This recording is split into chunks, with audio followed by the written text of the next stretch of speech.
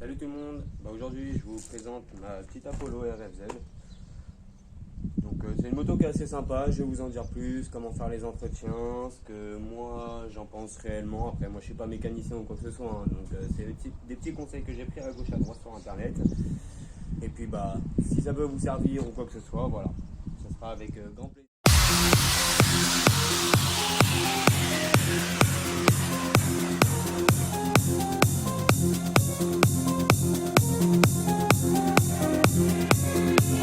Mon Apollo RFZ en 150 cm3, grande roue. Elle existe aussi en version petite roue et aussi en version 125. C'est une moto qui est vraiment, honnêtement, qui marche plutôt pas mal.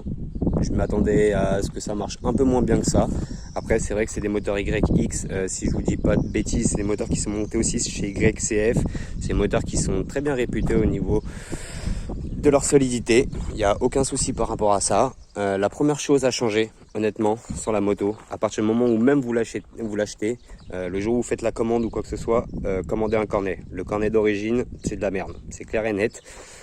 J'ai pris un double mousse, c'est nickel, ça marche bien. Vous mettez de la graisse à filtre à air autour et la moto, il n'y a pas de souci. Vous pouvez aller dans l'eau, dans la boue, quoi que ce soit, elle va pas caler. Sinon, ça m'est arrivé une fois, c'est pour ça que je l'ai changé directement après. Elle a pris l'eau, le carburant a pris l'eau, impossible la moto de la redémarrer. J'ai dû la pousser sur quelques kilomètres, franchement ça m'a un peu fait chier. En plus avec tout l'équipement, je vous raconte même pas, sous la chaleur et tout. Voilà, je vous fais pas de dessin, c'était très sympa. Ensuite, je pense pas qu'il y ait grand chose à changer sur cette moto là. Il y en a certains qui changent le boîtier CDI avec l'allumage et tout, et le carbu. Pour moi, je pense pas que ça vaille vraiment le coup. C'est une moto qui marche déjà assez bien.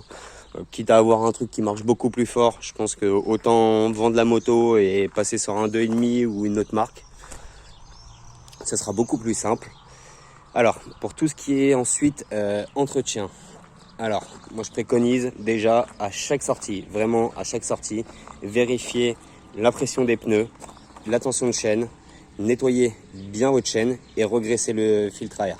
Voilà, ça c'est le minimum à vérifier sur la moto. Toutes les 2 ou 3 heures, je vérifie quand même la tension des rayons. C'est quelque chose qui prend pas longtemps. On va dire que si vous avez 1 ou 2 rayons de desserrer, allez, au plus long, ça peut vous prendre 15-20 minutes pour refaire tout le tour de la roue tranquillement, rayon à rayon, histoire de bien retendre les rayons. Il n'y a pas de souci, je vous ferai une petite vidéo. J'ai pu voir quelques vidéos dessus sur comment retendre les rayons proprement sur YouTube. Donc voilà, à votre guise d'aller chercher sur YouTube, ou sinon je vous ferai une petite vidéo, vous me direz dans les commentaires. La moto, quand vous l'achetez neuve, le gros souci aussi, excusez-moi, c'est vrai que j'ai un peu zappé ça, c'est le réglage des soupapes et carbu. Moi, le réglage carbu, c'était à peu près nickel. Elle tournait bien, j'ai réglé un petit peu la richesse, voilà, tout simplement. Par contre, vraiment, le réglage soupape, il est, mais vraiment, pas fait, enfin quasiment pas fait du tout. Donc, je vous conseille d'aller acheter des petites cales sur Amazon ou sur d'autres sites, Small MX, Mini MX, enfin voilà, tous ces petits sites-là. Ça coûte rien du tout, entre 3 et 10 euros, voilà, suivant la qualité des cales, enfin voilà, plein de choses. Et voilà, un petit réglage soupape, c'est nickel, ça prend pas non plus forcément longtemps, en maximum une demi-heure si vous y connaissez pas, c'est faisable. Donc voilà, si vous voulez, il n'y a aucun problème, je vous ferai une vidéo là-dessus. C'est pas, y a rien de compliqué, hein. Franchement, même quelqu'un d'amateur, il arriverait. Moi, je suis amateur à la base en mécanique voiture. C'est vrai que j'ai eu quelques motos auparavant, donc voilà, je m'y connais un minimum. Mais je pense que quelqu'un vraiment qui a jamais mis les mains, il peut largement s'en sortir. Il n'y a aucun problème. Pour le coup, c'est vraiment quelque chose. Après, au niveau des problèmes récurrents, j'en ai vu pas mal sur internet qui avaient pété des chaînes. Mais bon, je pense que c'était suite à un problème de tension de la chaîne. Enfin, voilà. Pour moi, ça peut être que ça. Ou sinon, il y a un débris qui s'est pris dedans, ce qui fait que ça a pété la chaîne.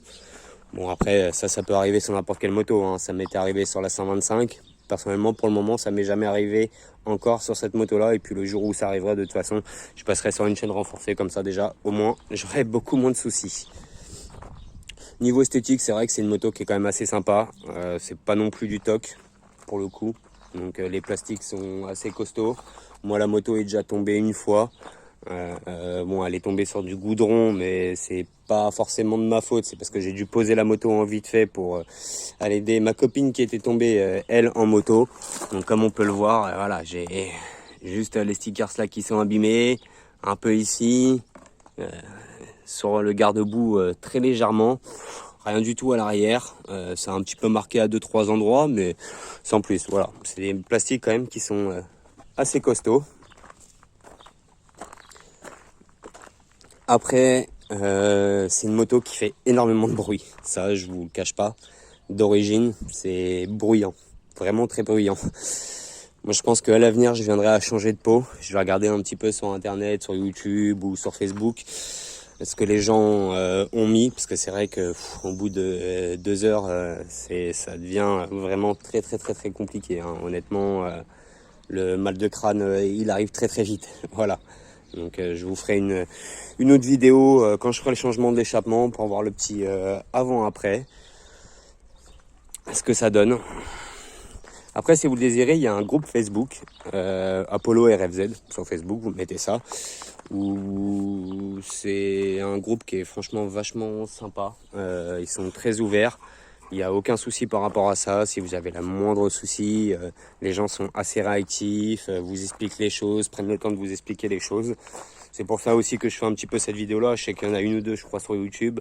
Mais voilà, au moins, il y en aura une de plus. Si ça peut vous aider, que ce soit pour acheter la moto ou même quand vous l'ayez, ce que vous avez besoin de faire ou pas sur la moto. Moi, j'ai changé la bougie. Parce que personnellement de base c'est une bougie un peu merdique, je sais plus trop c'est quelle marque. Je suis passé sur une NGK, voilà, au moins je sais que c'est du fiable, on va dire ça comme ça. J'ai pas eu trop de soucis avec, elle m'a pas encore claqué dans les doigts. L'autre au bout de 3 heures, c'est vrai qu'elle m'a claqué dans les doigts, donc j'ai dit allez hop, on passe sur une NGK, comme ça il n'y a aucun souci. Voilà. Ensuite, niveau esthétique, moi personnellement, j'ai juste repeint cette partie-là en noir. Je pense que j'adviendrai à sortir le moteur un de ces quatre et à le repeindre en noir. Voilà, je trouvais que en noir, esthétiquement, ça fait un petit peu plus propre. Et j'ai repeint le cache-pot. Voilà, comme ça au moins, ça fait un petit peu plus de noir sur la moto. Voilà, après, c'est au goût de chacun, hein, ça c'est clair et net. Hein. J'ai rajouté quelques petits stickers à gauche et à droite, histoire de la rendre un tout petit peu plus belle, même si c'est vrai que c'est une moto qui est assez sympa d'origine. Désolé si si je fais que de tourner autour de la moto et que je vous donne le tournis, hein. Vous me direz dans les commentaires. Donc voilà, donc c'est une moto voilà qui est vraiment sympa, que je conseille pour les débutants, pour les gens qui sont pas forcément de grande taille. Ça suffit amplement, il n'y a aucun souci par rapport à ça. Voilà. Après, je vous ferai d'autres petites vidéos sur les entretiens. Bien sûr, si ça vous intéresse, hein, vous me mettrez dans les commentaires. La prochaine vidéo, je pense qu'elle sera sur ma voiture. C'est une BMW E36 325i. C'est une voiture qui est assez sympa. Ça a un peu de répondant, mais c'est surtout qu'on peut bien jouer avec par temps humide, même du sec. Hein, mais bon, après, ça coûte cher en pneus. Voilà, c'est une voiture qui marche assez bien. Et pour la suite, je vous ferai une vidéo sur la moto de ma copine. Bon, là, elle va bientôt partir au garage. C'est vrai que c'est une moto qui a été très mal entretenue. Donc, je vous ferai une vidéo complète dessus, de ce qui a été fait, ce qui n'a pas été fait ou quoi que ce soit. Sur quoi il faut se méfier. C'est une 675 brutale. Honnêtement, là, je reviens d'un tour avec. C'est sympa. C'est assez sympa comme moto. Pour le coup, j'ai trop rien à dire. Pour avoir eu d'autres motos, c'est maniable, c'est coupleux. Donc, non. À acheter pour les jeunes permis, puisque les jeunes permis elle en a 2, donc voilà, pour ceux qui voudraient se lancer sur des italiennes. Voilà, donc sur ce je vais vous laisser, pensez bien à vous équiper surtout. Personnellement j'ai pas mal de gens que je vois qui s'équipent mal. Mettez des bottes, mettez un casque, mettez des gants, mettez un pare-pierre. J'ai un ami à moi il y a pas très longtemps qui a chuté, bon après c'était sur une plus grosse, c'était sur un 4,5, qui a chuté, qui s'est fait très mal, je pense qu'il n'est pas passé loin de passer plusieurs jours à l'hôpital dans un sale état. Bisous à toi Paul. Et puis voilà, Donc protégez-vous bien, c'est la chose la plus simple à faire. Ça éviterait de niquer votre journée moto, sortie entre potes, en famille, et que vous ayez des séquelles. Parce que honnêtement, une chute sur une moto, une mauvaise chute, ça peut très vite, très mal se passer. Voilà. Donc sur ce, je vous laisse. Bonne journée à vous. Et puis à plus tard. Ciao.